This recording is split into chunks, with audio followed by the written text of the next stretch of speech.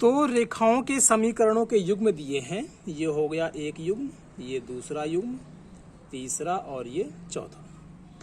इन युग्म में से बताना है हमें कि कौन सा युग्म संगत है और कौन सा असंगत है। तो हमें पता है कि यदि दो रेखाएं हैं और यदि दोनों रेखाएं एक दूसरे को परस्पर प्रतिच्छेद करती हैं तो वे युग्म संगत कहलाते हैं। यदि वे रेखाएं एक दूसरे के संपाती होती हैं, अर्थात एक रेखा के ही ऊपर दूसरी रेखा होती है, तो वो संपाती हैं, और संपाती हैं तो भी वो संगत हैं। और यदि दो रेखाएं परस्पर समांतर हैं तो एक दूसरे को कहीं काटेंगी नहीं, और काटेंगे नहीं तो इनका कोई हल नहीं निकलेगा, तब ये रेखाओं का युग्म कहलाएगा असंगत। और असंगत के लिए जो स्थिति बताई गई थी वो स्थिति थी कुछ ऐसी कि A1/A2 और B1/B2 और C1/C2 यदि हम ये निकालते हैं और इनमें से ये वाला जो हिस्सा है वो बराबर हो और ये हिस्सा बराबर ना हो, तो जो है रेखाओं का युग्म असंगत होता है और इनका कोई हल नहीं निकलता है, कोई भी हल नहीं निकलता है। तो यही बताना है इसमें कौन सा संगत है कौन सा असंगत है। और यदि संगत है तो ग्राफी विधि से उसके हल निकालने हैं, और यदि असंगत है तो उसमें हल निकलेंगे ही नहीं, इसलिए ग्राफी विधि क्या किसी भी विधि से हल नहीं निकलेंगे, तो उसको हम छोड़ देंगे। तो प्राप्त करते हैं हम पहले वाली की स्थिति, देखते हैं कि इसमें से कौन सी स्थिति आती है। तो A1 क्या होगा, तो x के साथ कुछ नहीं है, ठीक है। A किससे निकलता है, x से, B किससे निकलेगा, y से, और C किससे निकलेगा, जो हमारे नीतांक होते हैं उनसे। तो इसका हम यदि A1 A2 का अनुपात पता करें तो A1 मीन्स x के साथ जो गुणांक है, तो इसमें कुछ नहीं लिखा है तो उसको 1 मानेंगे। x के साथ गुणांक इसमें 2 है तो A2 आपका 2 हो जाएगा। इसी तरह से B1 और B2 का अनुपात पता करेंगे। B किसके लिए है, y के लिए, तो y के साथ कोई गुणांक नहीं है तो उसको 1 मानेंगे। यहाँ पर y के साथ 2 है तो इसका गुणांक 2 हो जाएगा। और C1 C2 हम प्राप्त करेंगे तो 5/10 आएगा, जिसको हम काट सकते हैं तो काट करके 1/2 आएगा। देख सकते हैं कि 1/2 1/2 1/2 तीनों का ही जो उत्तर आया है वो 1/2 आया है, अर्थात इसमें से कौन सा लगेगा, तो A1/A2 B1/B2 और C1/C2 तीनों ही बराबर हैं, और तीनों ही बराबर होते हैं तो कौन से होते हैं, संगत होते हैं। तो हम लिख देंगे कि इसका जो आंसर है, जिसका जो उत्तर है वो संगत है, जो रेखाओं का युग्म है वो संगत है। और संगत है तो कई हल निकलेंगे इसके, अनेक हल होंगे इसके। अब संगत है तो ग्राफी विधि से हमें इसको प्राप्त भी करना है। तो ग्राफी विधि के लिए आपको बताया गया था कि पहले हम पहला समीकरण लेंगे, इसमें x को हम 0 यहाँ पर रखेंगे तो y कितना आएगा इसमें, तो 0 है तो 0 को हटा सकते हैं तो y आ गया आपका 5। यदि हम इसकी एक टेबल बनाना चाहें तो कुछ ऐसे आएगी, x को जब हमने 0 रखा तो y कितना आ गया 5। अब इस बार हम y को 0 रख रहे हैं तो x का x ही रहेगा, तो x कितना आ जाएगा, 5 आ जाएगा। तो x आया 5 कब, जब y को हमने 0 रखा। इसी तरह से अब हम दूसरा समीकरण लेंगे, तो दूसरा समीकरण है 2x 2y बराबर 10। इसमें भी हम एक बार x को 0 रखेंगे तो ये 0 हो जाएगा, 2 का गुणा 0 से करेंगे तो 0 ही आएगा। यहाँ पर 2y बराबर 10, इसको हम हटा सकते हैं तो y बराबर 10/2 जो कि 5 आएगा। तो यदि इसकी टेबल बनाएं हम तो कुछ ऐसे बनेगी, x को रखा हमने 0 तो y कितना आया 5। अब y को 0 रखेंगे, x को सेम ही रखेंगे जैसा है वैसा, 0 को हटा सकते हैं तो 2x बराबर 10, तो x बराबर 2 से इसको काटेंगे तो 5, अर्थात x आया 5 कब, जब y को रखा हमने 0। अब ग्राफ बनाएंगे इसका, तो देख सकते हैं धनात्मक वैल्यू ही है दोनों। तो ये हो गया 0, ये 1, 2, 3, 4 और ये 5। इधर भी 1, 2, 3, 4 और ये 5। जब x को रखा 0 तो y कितना है 5, अर्थात ये वाला।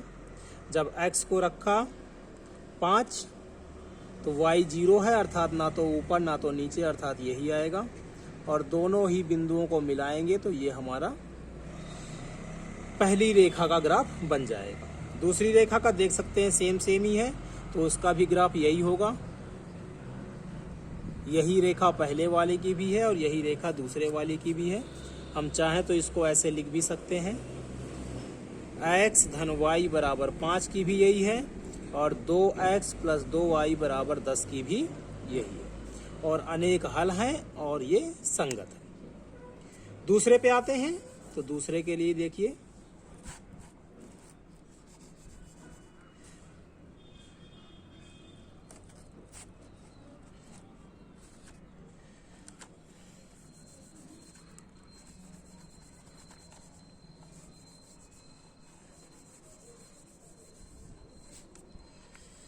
दूसरे के लिए a1 बटे a2 बराबर x का गुणांक 1 है, x का गुणांक 3 है।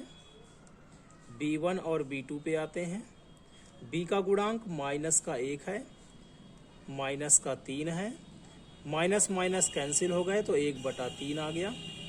और c1 c2 की बात करें तो 8 बटे 16, जिसको हम काट भी सकते हैं तो आएगा 1 बटे 2। देख सकते हैं a1 a2 बराबर है, a1 a2 और b1 b2 का अनुपात बराबर है, c1 c2 का अनुपात बराबर नहीं, अर्थात इसी तरह से पूरी स्थिति हमें दिखाई दे रही है। तो a1 a2, b1 b2 और c1 c2 बराबर नहीं है, अर्थात ये असंगत हो गया, ये वाला। और इसका कोई भी हल नहीं आएगा। तो कोई हल नहीं, क्यों नहीं आएगा? क्योंकि रेखाएं आपस में क्या होंगी? समांतर। लिख भी सकते हैं यहाँ पर समांतर रेखाएं, रेखाओं का युग्म है ये, रेखाओं का युग्म है। और यदि समांतर रेखाओं का युग्म होता है तो ये दोनों रेखाएं कभी काटती नहीं है, तो इसका हल नहीं आता। हल नहीं आता, इसलिए ये रेखाएं का युग्म क्या कहलाएगा? आपका असंगत कहलाएगा। तीसरे पे आते हैं।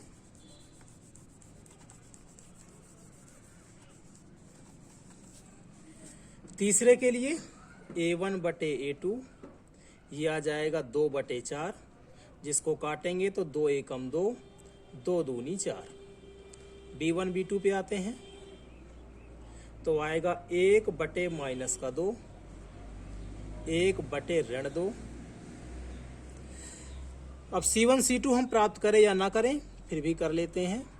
तो c1 c2 यदि हम प्राप्त करना चाहें तो ऋण का 6 बटे ऋण का 4, ऋण से ऋण कैंसिल हो गए, बचा हमारा 6 बटे 4। 2 की टेबल में 2 3 6 और 2 दूनी 4, 3 बटे 2। देख सकते हैं यहाँ पर कि a1 a2 का अनुपात b1 b2 के अनुपात के बराबर नहीं है। ये 1 बटे 2 है और ये ऋण का 1 बटे 2 है, इसलिए दोनों बराबर नहीं है। और c1 c2 से कोई मतलब नहीं रहता है, वो बराबर हो या फिर ना हो, हम सिर्फ इतना ही करेंगे। तो ये दोनों बराबर नहीं है, तो सीधे हम लिखेंगे कि जो रेखाएं हैं वो परस्पर प्रतिच्छेदी रेखाएं हैं, प्रतिच्छेदी रेखाओं का युग्म है ये।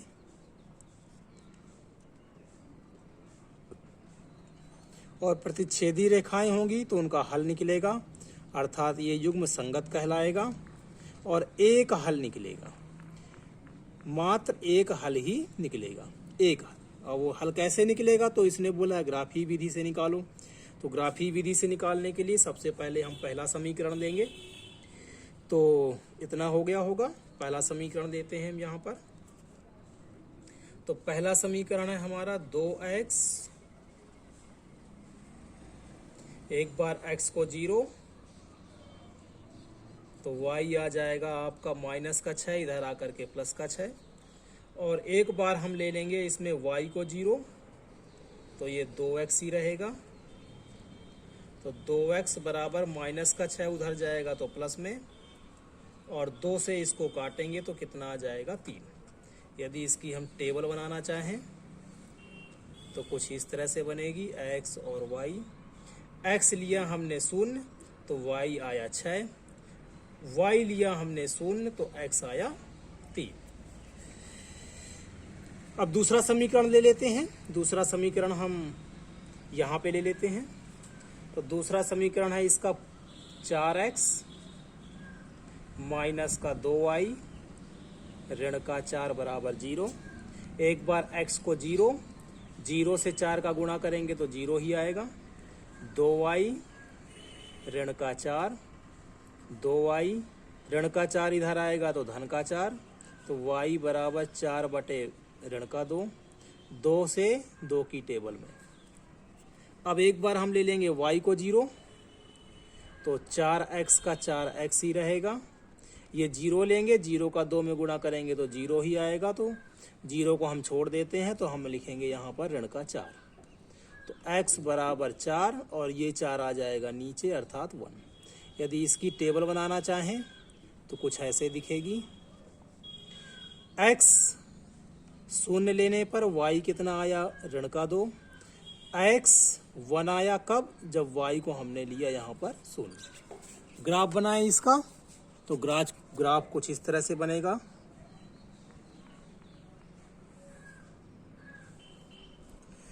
एक 2 3 4, 1 2 3, इधर भी ऋण में आएगा, इधर भी ऋण में आएगा।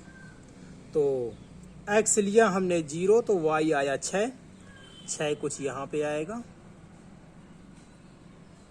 और x को लिया हमने 3 तो y 0 है अर्थात ऊपर नीचे कहीं पर नहीं है तो यहीं पर रहेगा, और ये हमने इन बिंदुओं को मिला दिया। दूसरे पे आते हैं इस वाली टेबल पे, तो x 0 है तो y ऋण का 2 है अर्थात इधर पर कहीं पर, x 1 है y 0 है तो अर्थात यहीं पर रहेगा, और दोनों को हम मिलाएंगे ऐसे तो कुछ ऐसे आएगा। देख सकते हैं कि एक हल हमारा कौन सा है, ये वाला। इसका जो x वाला अक्ष है वो 2 पर है, और जो y वाला है वो भी 2 पर है, अर्थात ये 2,2 ही हमारा क्या होगा आंसर। तो इसका जो हल आया था एक हल, वो कौन सा हल है 2,2 है। बोला था उसने हल निकालिए, तो इसका हल आ गया 2 और 2। जब ग्राफ में बनाएंगे तो ज़्यादा स्पष्ट रूप से आपको दिखाई देगा। तो हम पहुंच गए थे 3 तक। अब लास्ट वाला 4 वाला भी कर लेते हैं। तो 4 वाला करने के लिए